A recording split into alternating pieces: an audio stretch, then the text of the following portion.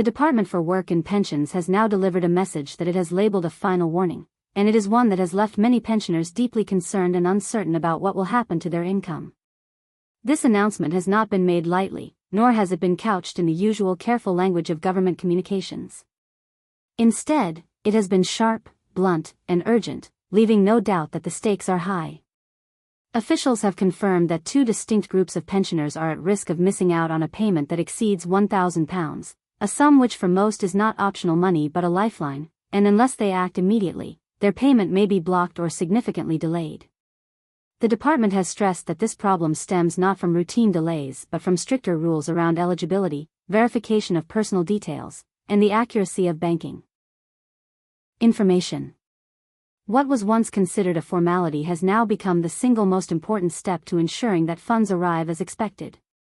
For many pensioners, this news has landed like a shock, and understandably so, because the monthly payment is not something extra but something they rely upon to meet their most basic needs. Consider for a moment what it means to suddenly lose over £1,000 in the current economic climate. Prices of food, electricity, and gas are at record highs, and every household is feeling the strain. For pensioners on fixed incomes, the money is allocated in advance for bills, for heating, for rent or mortgage contributions, for weekly groceries, and for the essentials of everyday life. A gap in this payment, even for a single month, would be enough to push many into impossible choices. The department's message, therefore, carries unusual urgency. They have made it clear that unless personal and banking details are reviewed and corrected without delay, the money will not reach accounts when expected, and unlike in previous cycles, there is no certainty of follow-up reminders. The wording is unequivocal. This is the final warning. The responsibility lies now with pensioners themselves to act. For some, the announcement might sound like a routine administrative request, something to check when convenient. But officials have emphasized that the consequences this time are very different. They have identified two groups in particular who are at high risk, and if those people fail to respond swiftly, they could find themselves without income for weeks. This comes at a time when households are already stretched beyond their limits, when energy bills have forced people into the cruel dilemma of heating or eating, when supermarket prices continue their upward climb, and when council tax and rent absorb an ever larger share of each month's limited budget. In such conditions, to lose access to a payment worth more than £1,000 is not an inconvenience. It is a crisis. The choices it forces are severe, and for some pensioners it could be the difference between security and hardship. That is why the warning cannot be ignored, and that is why the department has chosen such forceful language, sharper and firmer than in earlier notices. The first group at risk consists of pensioners whose personal information in the system has not been properly verified. This could mean incomplete addresses, names that do not match official records, or missing identification documents. Some may have overlooked this process in previous payment cycles because no immediate problem arose, and payments still came through. But now the department has made it clear that such oversights will no longer be tolerated. Verification is no longer optional. Even a minor mismatch, something as small as a missing middle name, could trigger an automatic hold. The system is strict, and it will act without delay.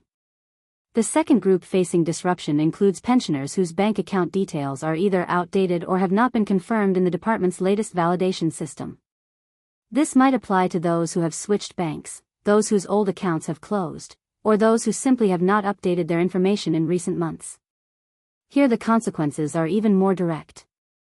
Automated systems will not release money to unverified accounts. Even if everything else is correct, the payment will fail unless bank details are accurate and current. This is not speculation but a confirmed part of the department's new process. To appreciate the seriousness of this change, it is worth considering what happens when such payments are missed. For many pensioners, the income is already carefully allocated. It covers fixed costs such as rent or mortgage, council tax, electricity, gas, water, and groceries. Missing a single payment of more than £1,000 can unravel this careful balance instantly. It may force individuals to skip meals, to go without heating, to fall into arrears, or to borrow money they cannot easily repay.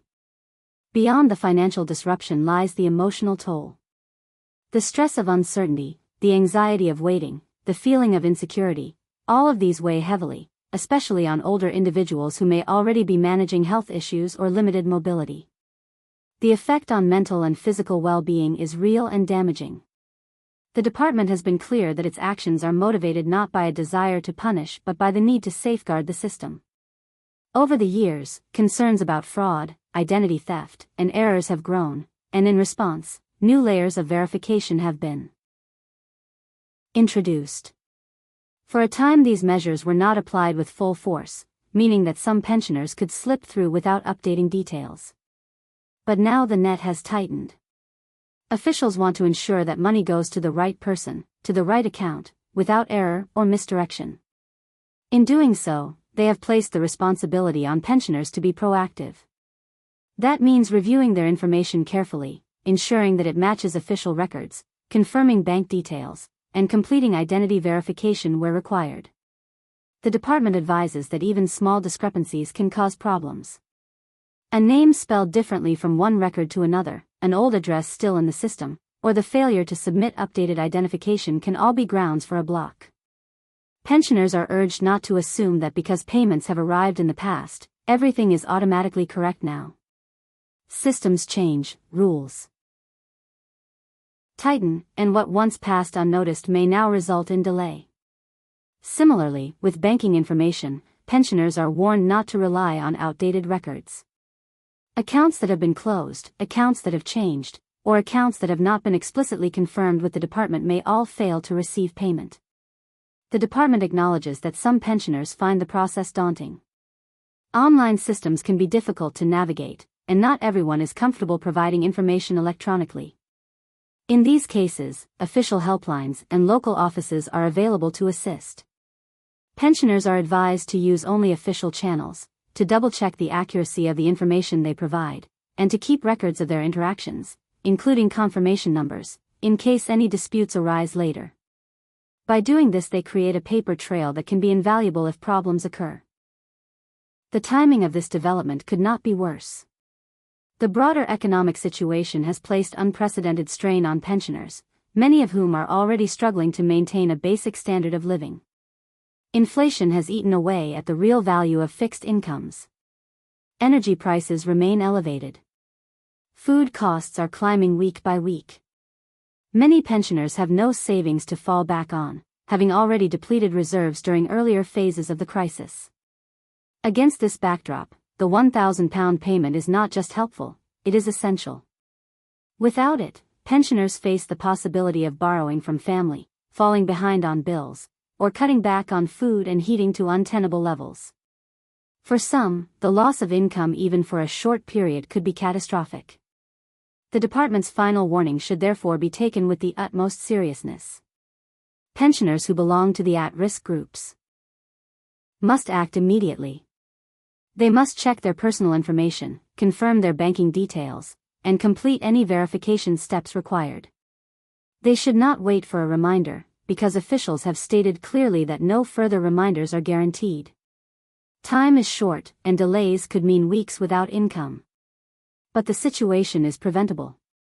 By acting today, pensioners can secure tomorrow's payment, preserve their financial stability, and avoid unnecessary stress. This warning should not be seen as a threat but as an opportunity. It is a call to action, a reminder that in a system designed to be secure, the responsibility for accuracy rests with each individual. Pensioners who take the necessary steps now will not only protect this month's payment but also safeguard the flow of future payments, ensuring smoother cycles ahead. It is also a moment to recognize the importance of staying informed.